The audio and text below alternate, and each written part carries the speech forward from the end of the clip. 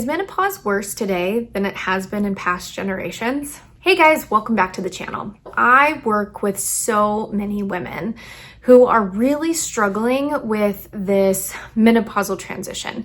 And it feels like it is hitting very early and very hard, where women in their early 40s or even late 30s are starting to have these symptoms.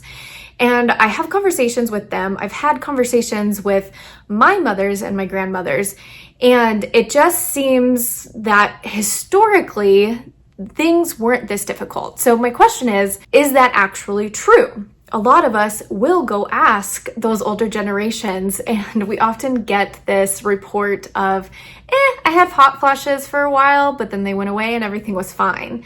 And that just does not seem to be the case today. I am working with women one-on-one who are struggling so much with horrible sleep, crazy mood swings, lots of irritability, lots of anger, lots of tearfulness, lots of hot flashes, night sweats, difficulty with libido, and really just not feeling a sense of vitality anymore. So they've lost their sex drive, they've lost their energy for the day, they walk around in a brain fog. And it just doesn't seem like we're getting that same report from those older generations that it was this difficult. So why in the world is that, is what we're going to be exploring today. So first of all, I do believe that there is an aspect where we live in a society today that we can talk about it more. There was not this sense of openness historically about women's issues. There was not this platform of social media where people could talk about,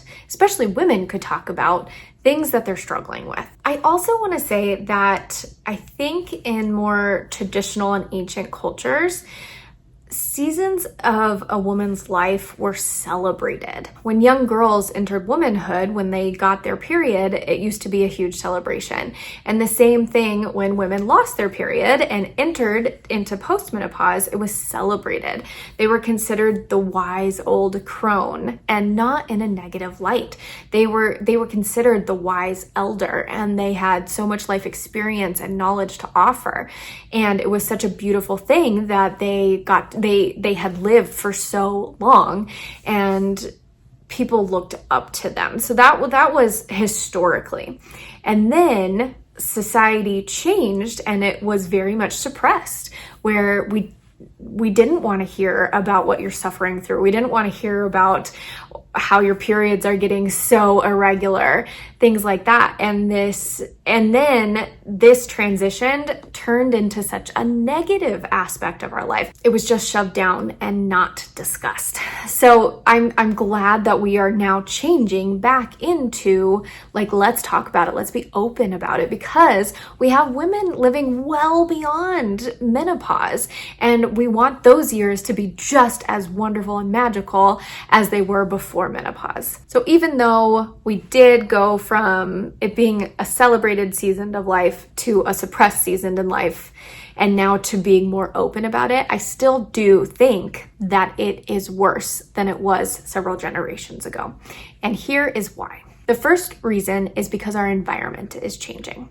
First of all, the quality of our food and nutrition is vastly different than it was 50 to 60 years ago. Food is significantly less nutritious. Studies have shown that there is less vitamin concentration. So you're thinking B vitamins like folate, thiamine. You're also thinking vitamin A and vitamin D levels have all decreased in the food that we're eating and farming. There's less minerals like potassium, magnesium, zinc, iodine, iron. All of those are needed for proper hormone synthesis, metabolism in our body, and we're just not getting as much as we used to in our food supply. So yes, I hope that we can all work to change this on a national and a global level. But what can you do as an individual to counteract that? And that would be to try to diversify your diet as much as possible. Get as many different types of food on a regular basis so that you're getting all of those micronutrients, those micro minerals, as much as from your diet as possible.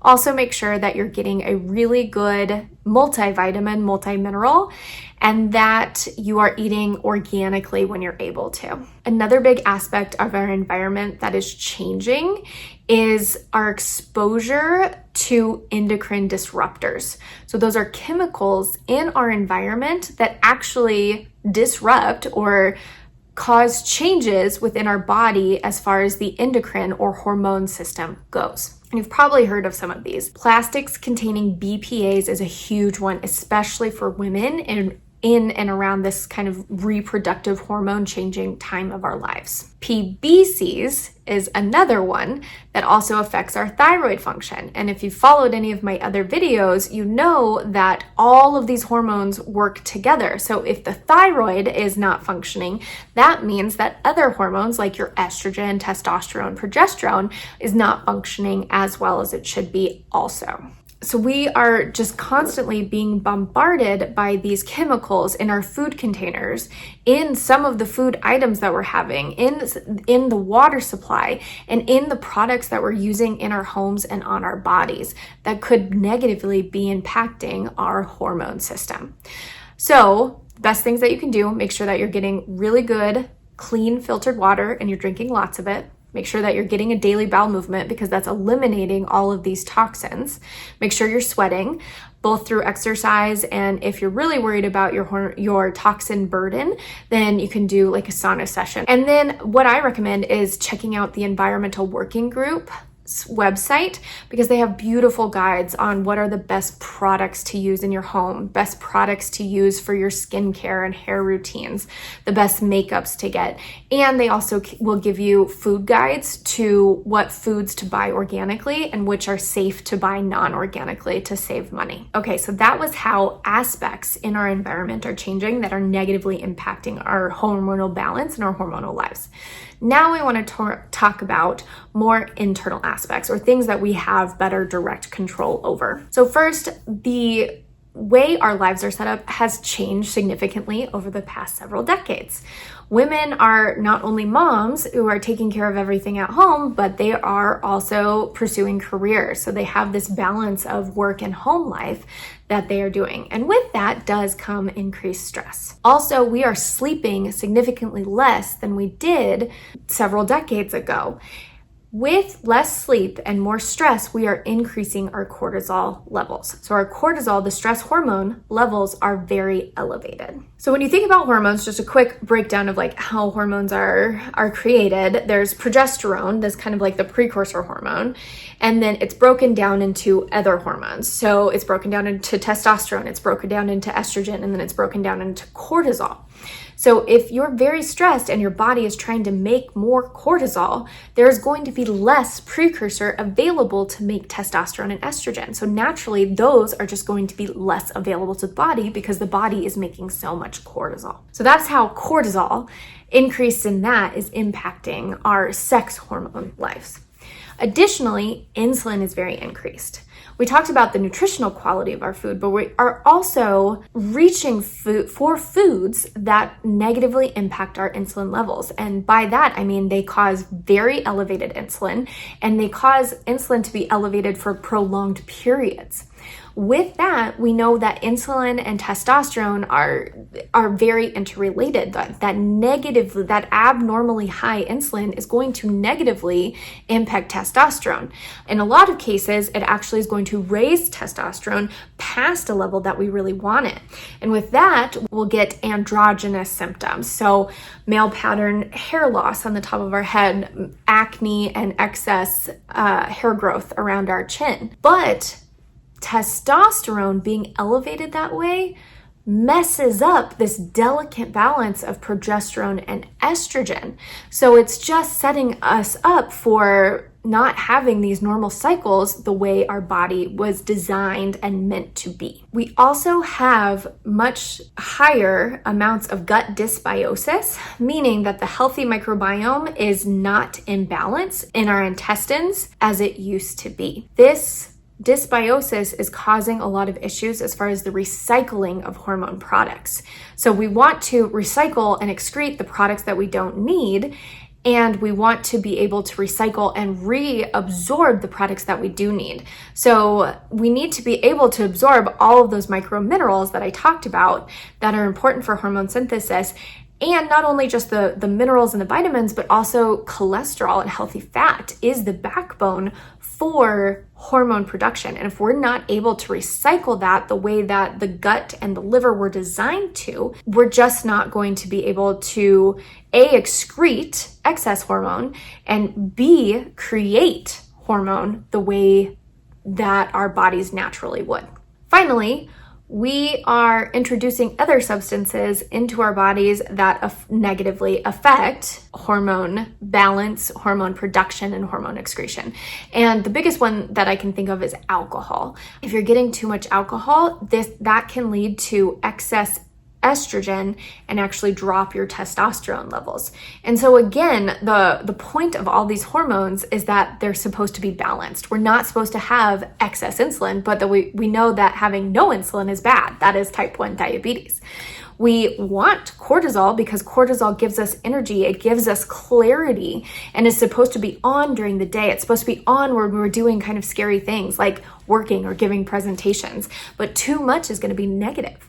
We want the right amount of testosterone so that we have energy, so that we have muscle mass, so that we have libido, but too much will cause excess hair growth, abnormal hair loss, and acne, but too little will make us feel so fatigued, so cloudy that we can't function. And the same with estrogen, the same with progesterone. So the important thing is that all of these aspects of our life, both the external environmental factors and the internal things that we are doing to ourselves, are throwing off this delicate balance of hormones. And why is this so important? And this comes back to the original question that I asked. Is menopause worse today than it was in the past? And I think yes. And what I see constantly with my patients is that the body does a really good job compensating during what I call the giving years. So from the time that you start having children through menopause is what I'm defining as the giving years in a woman's life. And our body does such a great job compensating so that we can keep showing up for our career, so that we can keep showing up for our spouses, we can keep showing up for our kids, we can keep living the lives we want. But we're doing all of the things that I just mentioned, and this hormone balance is like barely balanced. It's teetering on, toppling over all the time. And then menopause hits, and then perimenopause hits, and the body loses its ability to compensate, and everything goes awry. Our cortisol goes awry, our insulin goes awry, our thyroid goes awry, in addition to the sex hormones that you classically think of with menopause and perimenopause. And that is why it's so important during, if you're in this giving phase of life, to really address those lifestyle factors so that you set yourself up for more success when it comes to menopause. I don't think going through menopause is nobody's ever going to come out of it without a little bit of a battle, right? But you can make the suffering so much less if you take care of yourself now. And if you are already in that menopausal transition or postmenopausal and you're still feeling like crap, understand the importance that all of these hormones have. That any little bit that you can improve your insulin, any little bit that you can improve your cortisol will help improve all of the other hormones so you can feel better. And that's why lifestyle is such an important piece. Your suffering will decrease if you're able to take care of all of the hormones at once, because there is such a beautiful, wonderful, delicate balance. So yes, menopause is worse. It is. I really think it is, from what I have gathered through talking to multiple generations of women. Our environments are not setting us up for success. We are getting less nutrients and we are getting exposed to chemicals that are making it worse. And if we can ensure that we are managing our stress, doing what we can to get as much high quality, nutritious food, limit our exposure to overly processed food with lots of chemicals. If we can make sure that we're getting enough sleep, we're getting that exercise, if we can go through those steps, we can make our experience so much better. So keep following along. I'm going to keep talking about all things hormones. If you need any help, I have 2 great guides. One is Hormones 101. It is a really quick read on all of these kind of basic hormones and what it looks like if those hormones are out of balance, and some quick, easy, actionable steps for you to start getting them in balance. So you can head over to my website at selfhealingdrashley.com and click on the button up at the top, Hormones 101, to download your free guide. Another option is I will give you access to my Reducing Cortisol, Balancing Cortisol guide. And those are just some quick, simple techniques that you can do to balance your cortisol when you're feeling overly stressed. So head also to my website. I'll make sure the link for both of them is in the description below for each of the individual guides.